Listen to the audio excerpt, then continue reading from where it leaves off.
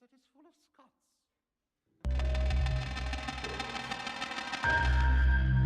Perhaps the time has come to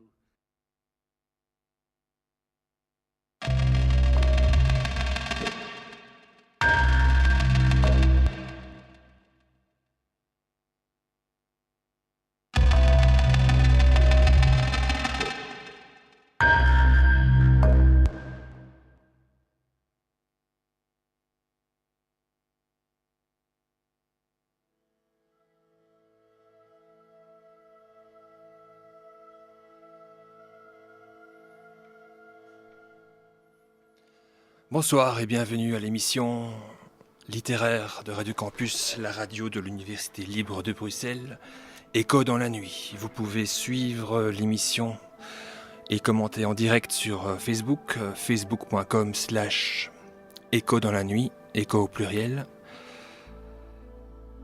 Vous pouvez laisser sur cette page des suggestions de textes que vous voudriez entendre sur antenne et vous pouvez également vous laisser des messages personnels. Les messages les mieux écrits seront lus avec brio. Dans la série Pour en finir avec le jugement de Dieu par Antonin Artaud, 2e semaine, le second chapitre sera interprété par une écrivain bruxelloise qui s'appelle Anne Versailles. Donc je vous laisse en sa compagnie et on se retrouve un petit peu plus tard.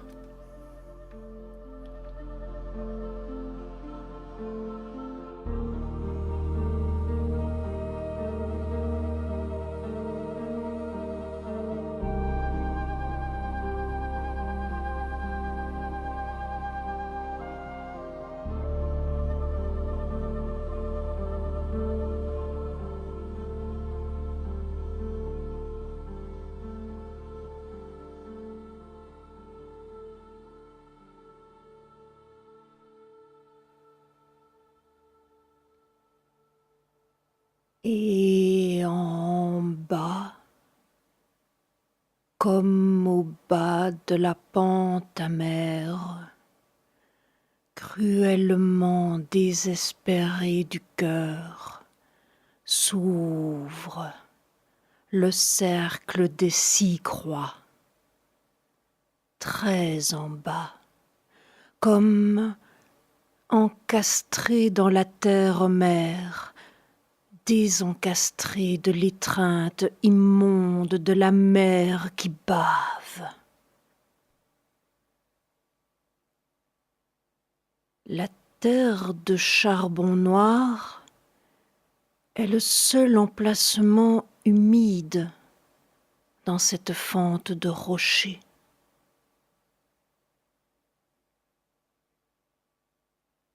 Le rite est que le nouveau soleil passe par 7 points avant d'éclater à l'orifice de la terre. Et il y a 6 hommes, un pour chaque soleil, et un 7e homme qui est le soleil tout cru, habillé de noir et de chair rouge. Or, ce 7e homme est un cheval avec un homme qui le mène. Mais c'est le cheval qui est le soleil et non l'homme. Sur le déchirement d'un tambour et d'une trompette longue, étrange, les 6 hommes qui étaient couchés, roulés à ras de terre, jaillissent successivement comme des tournesols, non pas soleil, mais sol tournant, des lotus d'eau, et à chaque jaillissement correspond le gang de plus en plus sombre et rentré du tambour, jusqu'à ce que tout à coup on voit arriver au grand galop avec une vitesse de vertige le dernier soleil, le premier homme, le cheval noir avec un homme nu, absolument nu et vierge sur lui. Ayant bondi, ils avancent suivant des méandres circulaires, et le cheval de viande saignante s'affole et caracole sans arrêt au faîte de son rocher jusqu'à ce que les 6 hommes aient achevé de cerner complètement les 6 croix. Or, le ton majeur du rite est justement l'abolition de la croix.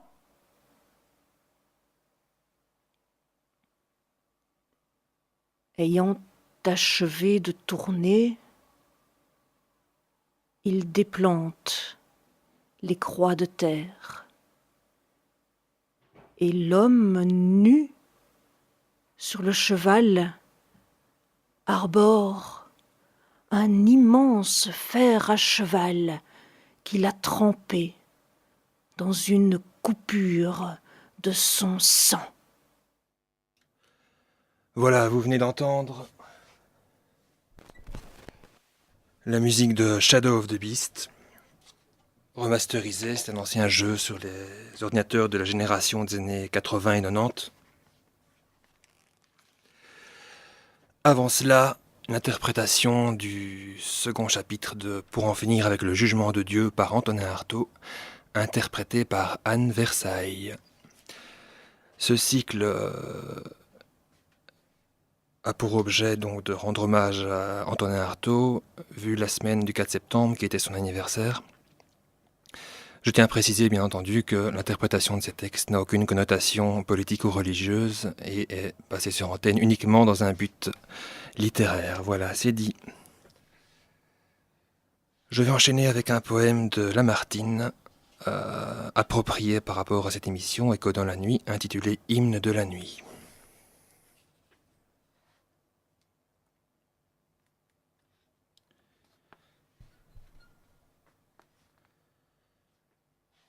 Le jour s'éteint sur tes collines. Ô terre, où l'anguille se met pas. Quand pourrez-vous, mes yeux, quand pourrez-vous, hélas, saluer les splendeurs divines du jour qui ne s'éteindra pas? Sont-ils ouverts sur les ténèbres, ces regards altérés du jour? De son éclat, ô nuit, à tes ombres funèbres, pourquoi passe-t-il tour à tour? Mon âme n'est point lasse encore d'admirer l'œuvre du Seigneur. Les élans enflammés de ce saint qu'il adore n'avaient pas épuisé mon cœur. Dieu du jour, Dieu des nuits, Dieu de toutes les heures, laisse-moi m'envoler sur les feux du soleil. Où va vers l'Occident ce nuage vermeil? Il va voiler le seuil de tes saintes demeures, où l'œil ne connaît plus la nuit ni le sommeil. Cependant, ils sont beaux à l'œil de l'espérance, ces chants du firmament ombragés par la nuit. Mon Dieu, dans ces déserts, mon œil retrouve et suit les miracles de ta présence. Ces cœurs étincelants que ton doigt seul conduit, ces océans d'azur où leur foule s'élance, ces fanaux allumés de distance en distance, cet astre qui paraît, cet astre qui s'enfuit. Je les comprends, Seigneur, tout chante, tout m'instruit. Que l'abîme est comblé par ta magnificence, que les cieux sont vivants et que ta providence remplit de sa vertu tout ce qu'elle a produit, ces flots d'or, d'azur, de lumière, ces mondes nébuleux que l'œil ne compte pas.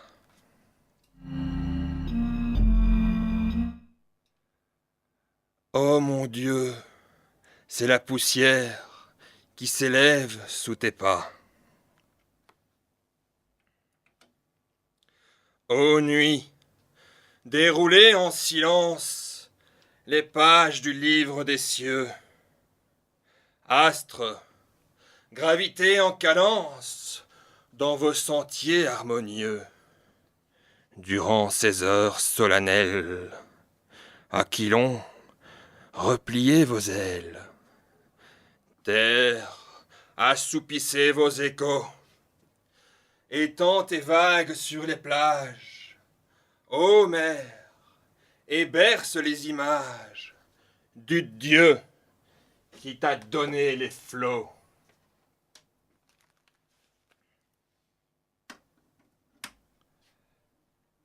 Savez-vous son nom?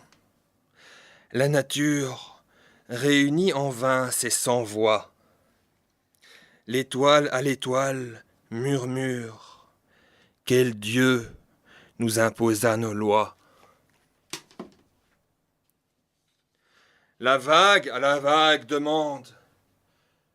Quel est celui qui nous gourmande? La foudre dit à l'Aquilon. Sais-tu comment ton Dieu se nomme? Mais les astres, la terre et l'homme ne peuvent achever son nom. Que tes temples, Seigneur, sont étroits pour mon âme. Tombez, murs impuissants, tombez. Laissez-moi voir de ce ciel que vous me dérobez. Architecte divin, tes dômes sont de flammes. Que tes temples, Seigneur, sont étroits pour mon âme. Tombez, murs impuissants, tombez. Voilà le temple où tu résides. Sous la voûte du firmament, tu ranimes ces feux rapides par leur éternel mouvement. Tous ces enfants de ta parole, balancés sur leur double pôle, nagent au sein de tes clartés, et des cieux où leurs feux pâlissent sur notre globe, ils réfléchissent des feux à toi-même empruntés. L'océan se joue au pied de son roi. L'Aquilon secoue ses ailes d'effroi. La foudre te loue et combat pour toi. L'éclair, la tempête, couronne ta tête d'un triple rayon. L'aurore t'admire, le jour te respire, la nuit te soupire, et la terre expire d'amour à ton nom. Et moi, pour te louer, Dieu des soleils, qui suis-je? Atome dans l'immensité, minute dans l'éternité, ombre qui passe et qui n'a plus été, peux-tu m'entendre sans prodige? Ah, le prodige est ta bonté. Je ne suis rien, Seigneur, mais ta soif me dévore. L'homme est néant, mon Dieu, mais ce néant t'adore. Il s'élève par son amour. Tu ne peux mépriser l'insecte qui t'honore. Tu ne peux repousser cette voix qui t'implore, et qui, vers ton divin séjour, quand l'ombre s'évapore, s'élève avec l'aurore, le soir gémit encore, renaît avec le jour. Oui, dans ces champs d'azur que ta splendeur inonde, où ton tonnerre gronde, où tu veilles sur moi. Ces accents, ces soupirs animés par la foi, vont chercher d'astre en astre un Dieu qui me réponde. Et d'écho en écho, comme des voix sur l'onde, roulant de monde en monde, retentirent jusqu'à toi.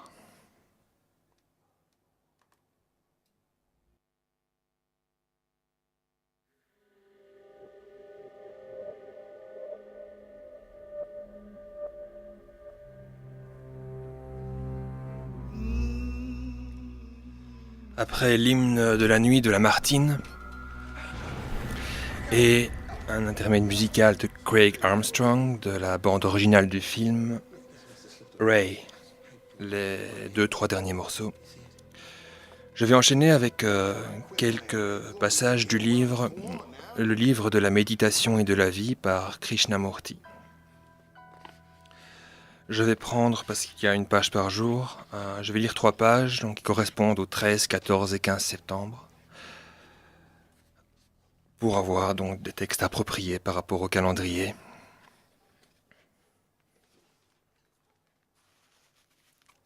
Je commence par le texte « La pensée sans le penseur ». Le singe dans l'arbre a faim, puis lui vient le désir de cueillir un fruit ou une noix. L'action vient d'abord, puis ensuite l'idée qu'on aurait intérêt à stocker la nourriture. Ou pour exprimer les choses différemment. Qu'est-ce qui vient en premier, l'action ou celui qui exécute l'action? Sans l'action, y a-t-il un acteur? Comprenez-vous? C'est cela que nous nous demandons toujours. Qui est ce qui voit? Qui est l'observateur? Le penseur est-il distinct de ses pensées? L'observateur distinct de ce qu'il observe? Le sujet de l'expérience distinct de l'expérience? Celui qui agit distinct de l'action? Mais si vous examinez réellement le processus très attentivement, de près et intelligemment, vous verrez qu'il y a toujours d'abord l'action, et que cette action, qui a une fin en vue, crée l'acteur. Est-ce que vous suivez? Si l'action a un objectif en vue, la réalisation de cet objectif engendre l'acteur. Si vous pensez très clairement et sans préjugés, sans conformisme, sans essayer de convaincre qui que ce soit, sans objectif en vue, en cet acte même de penser, le penseur est absent. Il n'y a que l'acte de penser.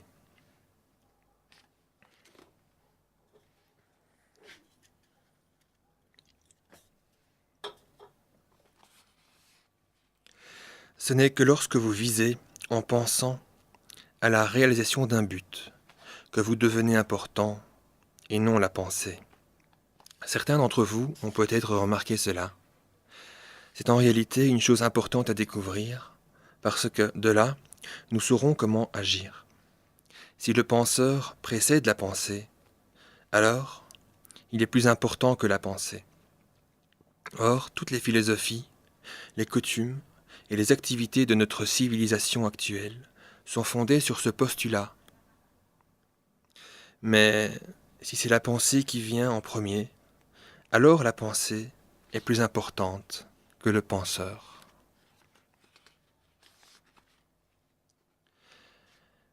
La perception immédiate. Il n'y a pour moi qu'une seule chose qui compte, la perception, c'est-à-dire le fait de percevoir si une chose est vraie ou fausse de manière immédiate. C'est cette perception immédiate de ce qui est faux et de ce qui est vrai qui constitue le facteur essentiel, et non l'intellect, avec ses raisonnements fondés sur son habileté, son savoir, ses engagements. Il vous est certainement arrivé de temps à autre de voir immédiatement la vérité d'une chose. Par exemple, cette vérité qui est que nous ne devons absolument appartenir à rien. C'est cela la perception, voir la vérité d'une chose, immédiatement, sans analyse, sans raisonnement, sans aucune de toutes ces choses que l'intellect crée à seule fin de différer la perception. C'est tout à fait différent de l'intuition, mot dont nous faisons un usage facile, trop facile. Pour moi, rien ne compte que cette perception directe, et non le raisonnement, le calcul, l'analyse. Vous devez être capable d'analyser. Pour raisonner, vous devez avoir l'esprit bien fait, incisif. Mais l'esprit qui se limite à la raison et à l'analyse est incapable de percevoir ce qu'est la vérité. Si vous êtes en communion avec vous-même, vous saurez pourquoi vous appartenez, pourquoi vous vous êtes engagé. Et si vous poussez plus loin, vous verrez l'esclavage, l'amputation de la liberté, l'absence de dignité humaine qu'entraîne cet engagement. Lorsque vous percevez cela instantanément, vous êtes libre. Vous n'avez pas besoin de faire d'efforts pour être libre. Voilà pourquoi la perception est essentielle. Une compréhension d'instant en instant. La compréhension fondamentale de soi-même n'est pas le fruit d'une accumulation de connaissances ou d'expériences. Celle-ci s'appuie sur la mémoire, tandis que la connaissance de soi est d'instant en instant.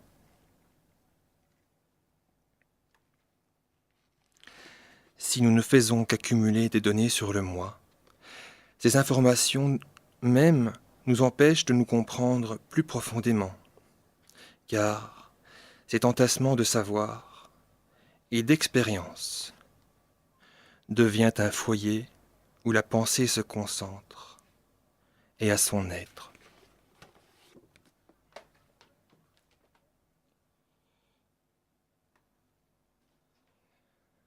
C'était donc 3 extraits du livre de Krishnamurti, le livre de la méditation et de la vie.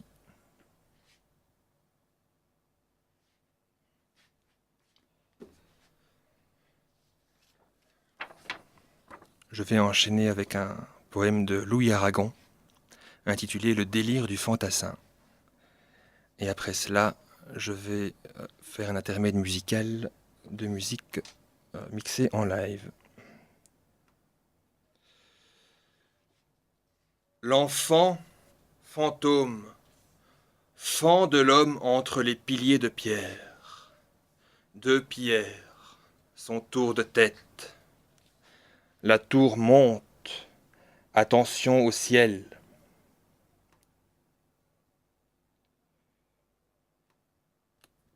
Comme il mue, avec sa voix de rogome, il effraie à tort ou raison l'orfraie empaillé qu'on ne voit pas à cause de la chaleur, à cause de la couleur,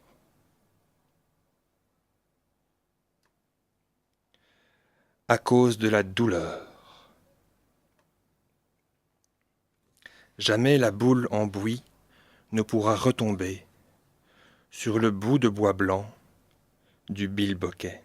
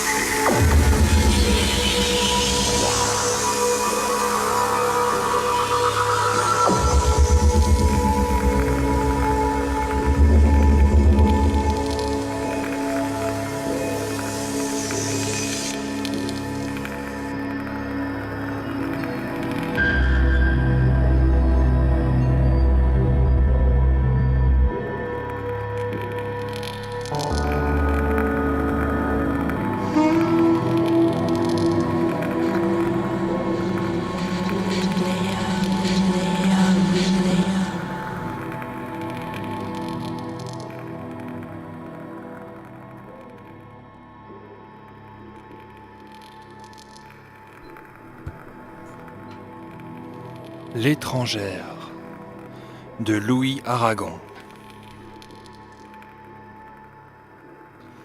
Il existe près des écluses un bas quartier de bohémiens dont la belle jeunesse s'use à démêler le tien du mien. En bande, on s'y rend en voiture, ordinairement au mois d'août, ils disent la bonne aventure pour des piments et du vin doux. On passe la nuit claire à boire, on danse en frappant dans ses mains. On n'a pas le temps de le croire, il fait grand jour et c'est demain. On revient d'une seule traite, gai, sans un sou, vaguement gris, avec des fleurs plein les charrettes, son destin dans la paume écrit.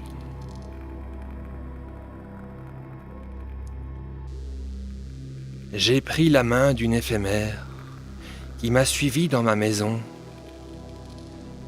Elle avait des yeux d'outre-mer, elle en montrait la déraison. Elle avait la marche légère et de longues jambes de faon. J'aimais déjà les étrangères quand j'étais un petit enfant.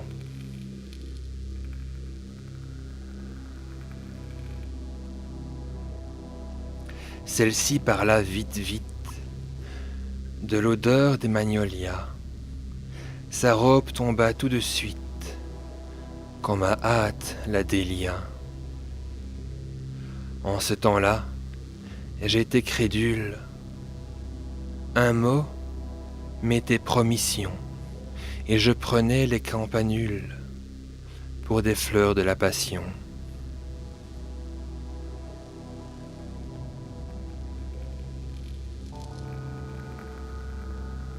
À chaque fois, tout recommence. Toute musique me saisit,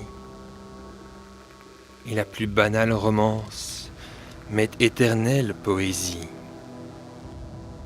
Nous avions joué de notre âme un long jour, une courte nuit, puis au matin, bonsoir madame, l'amour s'achève avec la pluie.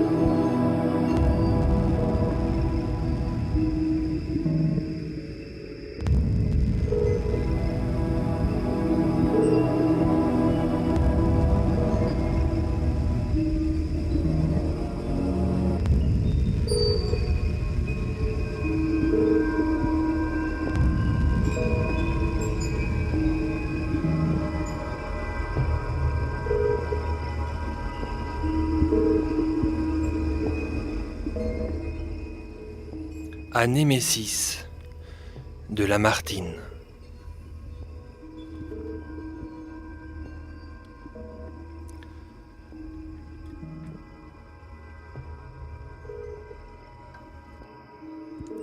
Non.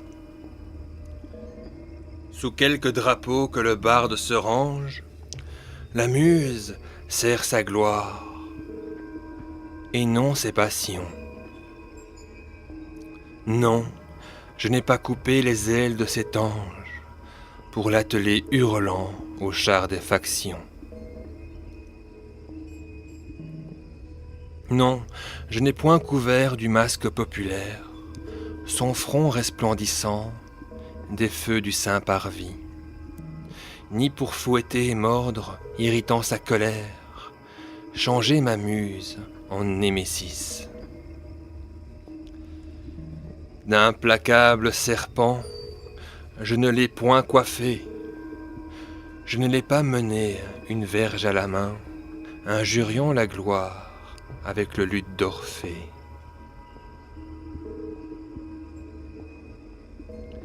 Jeter des noms en proie au vulgaire inhumain, prostituant ses vers aux clameurs de la rue, je n'ai pas arraché la prêtresse au saint lieu. À ces profanateurs, je ne l'ai pas vendue, comme Sion vendit son Dieu. Non, non, je l'ai conduite au fond des solitudes, comme un amant jaloux, d'une chaste beauté. J'ai gardé ses beaux pieds des atteintes trop rudes, dont la terre eût blessé leur tendre nudité.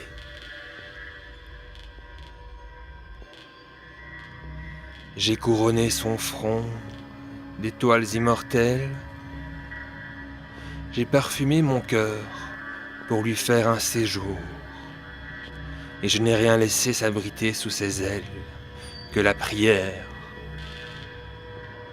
et que l'amour.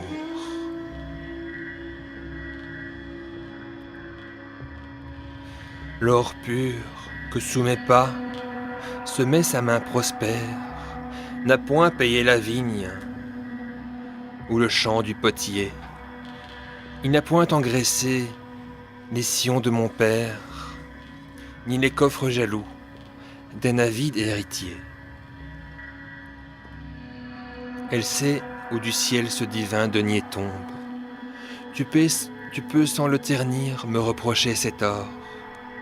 D'autres bouches un jour te diront sur ma tombe où fut enfoui mon trésor.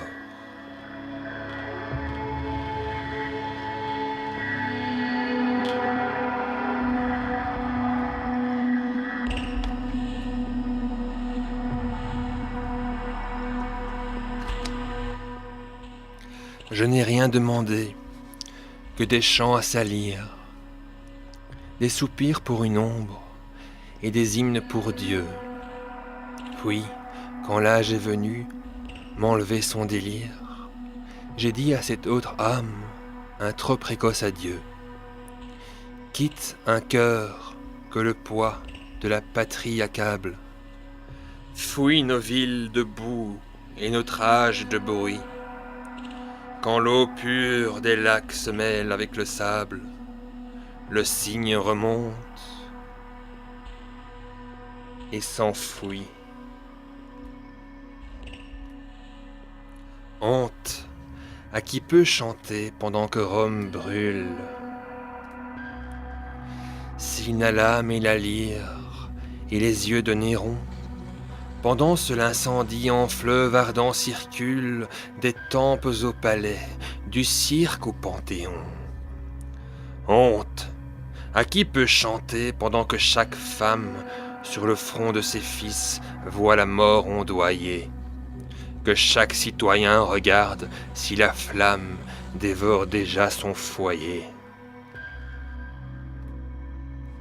Honte à qui peut chanter pendant que les sicaires, en secouant leurs torches, aiguisent leurs poignards, jettent les dieux proscrits au rire populaire, où traînent aux égouts les bustes des Césars. C'est l'heure de combattre avec l'arme qui reste.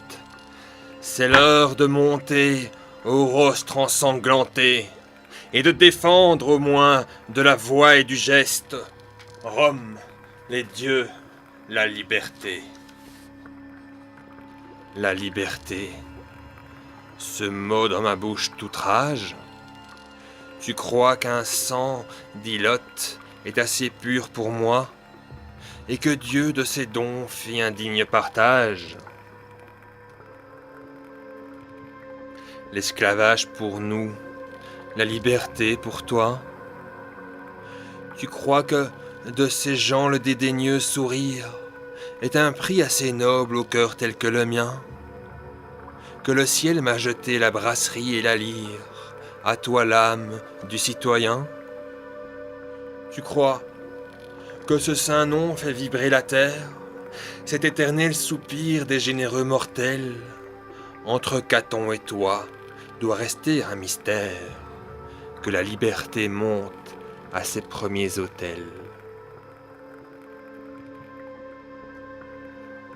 Tu crois qu'elle rougit du chrétien qui l'épouse, et que nous adorons notre honte et nos fers, si nous n'adorons pas ta liberté jalouse, sur l'autel d'airain que tu sers. Détrompe-toi, poète, et permets-nous d'être hommes. Nos mères nous ont fait tous du même limon. La terre qui vous porte est la terre où nous sommes. Les fibres de nos cœurs vibrent au même son. Patrie, liberté, gloire, vertu, courage, quel pacte de ces biens m'a donc déshérité? Quel jour ai-je vendu ma part de l'héritage, Éso de la liberté?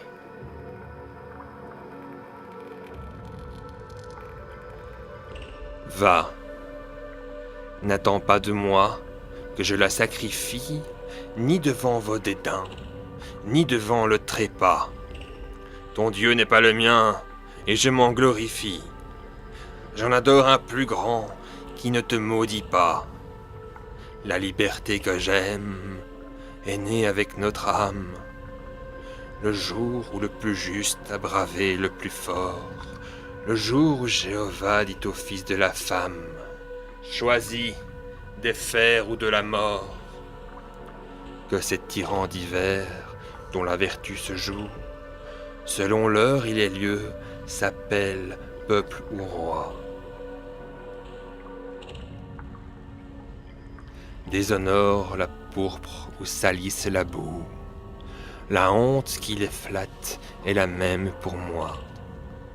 Qu'importe sous quel pied se courbe un front d'esclave, le joug d'or ou de fer n'en est pas moins honteux. Des rois tu l'affrontas, des tribuns, je le brave, qui fut moins libre de nous deux?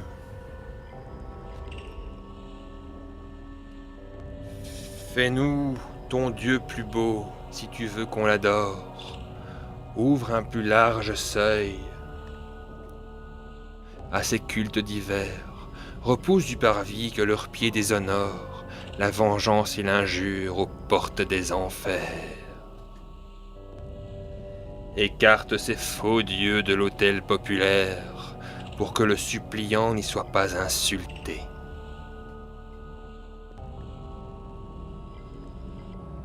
Sois la lyre vivante et non pas le cerbère du temple de la liberté. Un jour, de nobles pleurs laveront ce délire,